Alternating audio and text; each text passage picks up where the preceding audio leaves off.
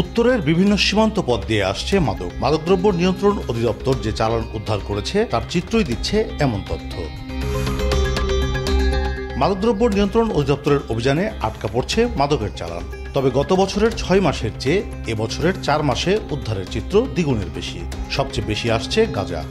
একটা বিষয় উল্লেখযোগ্য যে মাদক ব্যবসায়ীরা বিভিন্ন প্রযুক্তি অবলম্বন করছে, আমরাও সেটির সাথে সাথে তাল মিলিয়ে এগিয়ে যাচ্ছি এবং তাদের যে কৌশল সেই কৌশল রপ্ত করে আমরা এই মূলত গাঁজার যে সিন্ডিকেট সেগুলো উদ্ধার করতে সমর্থ হচ্ছি। মাদকদ্রব্য নিয়ন্ত্রণ অধিদপ্তর বলছে মাদকসহ যাদের গ্রেপ্তার করা হচ্ছে তারা দ্রুত জামিনে মুক্ত হয়ে আবারও জড়িয়ে পড়ছে কারবারে।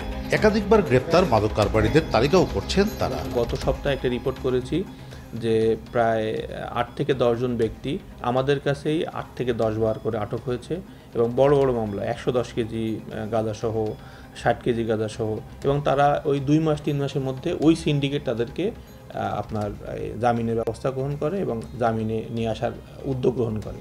তো এটার কারণেই মূলত হচ্ছে যে বারবার তারা এই অভ্যাসগত অপরাধীতে পরিণত হচ্ছে। রাষ্ট্রপক্ষের আইনজীবী বলছেন মামলার পর তদন্ত ও বিচার প্রক্রিয়া ধীরগতিতে হওয়ায় অপরাধীরা সুযোগ নিচ্ছে।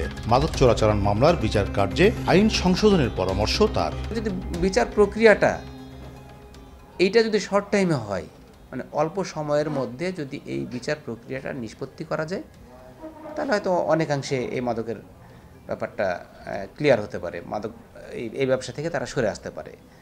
সুতরাং আমাদের এই মাদকের মামলাগুলি যাতে দ্রুততম সময়ের মধ্যে নিষ্পত্তি হয়, এই জন্য আইন সংস্কার প্রয়োজন। আইন শৃঙ্খলা বাহিনীর চোখ ফাঁকি দিতে নানা কৌশল নিচ্ছে মাদক কারবারিরা। ব্যবহার করছে সরকারি বিভিন্ন দপ্তর ও মন্ত্রণালয়ের স্টিকার। কাজী শাহেদ, দেশ টিভি, রাজশাহী।